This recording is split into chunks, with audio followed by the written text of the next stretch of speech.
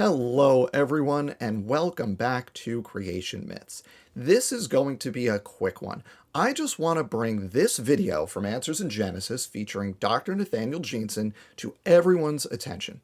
In this video, Jeanson claims to have figured out why the vast majority of scientists aren't creationists.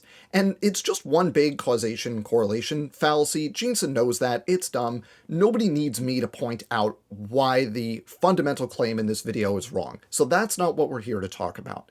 The thing I want to make sure everyone catches is a lie that's exceptionally blatant even by the standards of Answers in Genesis. So watch these couple of minutes and then we can debrief afterwards. Check this out. In January of 1982, District Judge Overton ruled on McLean versus Arkansas Board of Education. At stake was a 1981 act entitled the Balanced Treatment for Creation Science and Evolution Science Act. The act stated in its first sentence, public schools within the state shall give balanced treatment to creation science and to evolution science.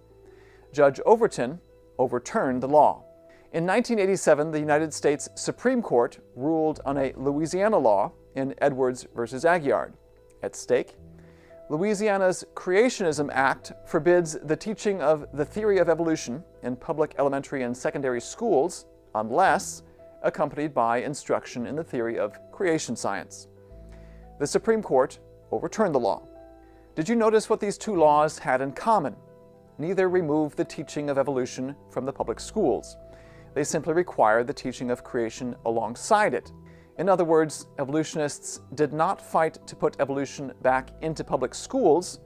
Instead, evolutionists fought tooth and nail to keep creation science out. Why? What was so threatening to evolution that any challengers must be kept out of the classroom? Why not let the laws stand? Surely students would have seen the evidence for evolution, observed its scientific superiority to every other origin's position, and walked away convinced that evolution was true and that creation science was false. Why work so hard to keep creation science out? The answer is simple. Evolutionists must believe that scientists become evolutionists if that's what they're taught. Jeanson is claiming here that in two important court decisions regarding the teaching of creationism in public schools in the United States, McLean and Edwards, the equal time laws in question that mandated the teaching of creationism were overturned to ensure that students were only exposed to evolution. That's the claim that Jeanson is making here. This isn't some ancient history where we have to wonder what happened and decipher ancient texts to figure out what the people involved were thinking.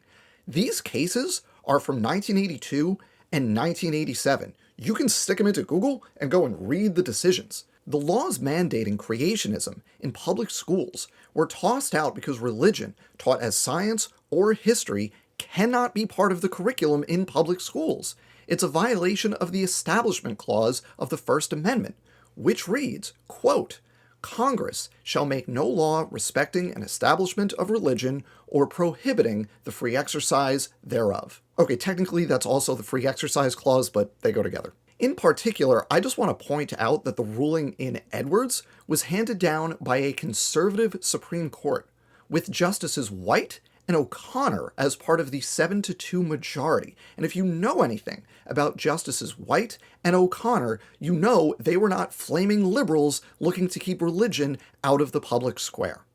Now, I know this topic is outside of my usual wheelhouse, but I feel the need to point this out because that Answers in Genesis video has, as of this recording, about 75,000 views.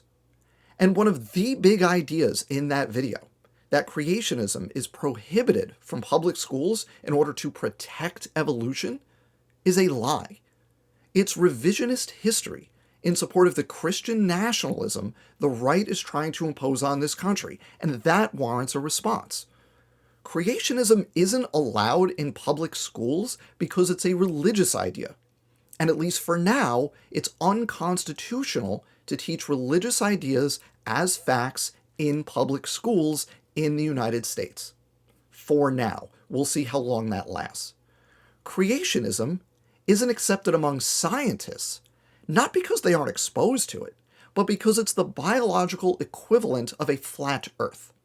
But those two facts aren't going to stop the religious right from trying to turn this country into a theocracy. To do that, they have to rewrite history. So don't let them. When you see something as blatant as this, call it out for what it is. Thank you for watching.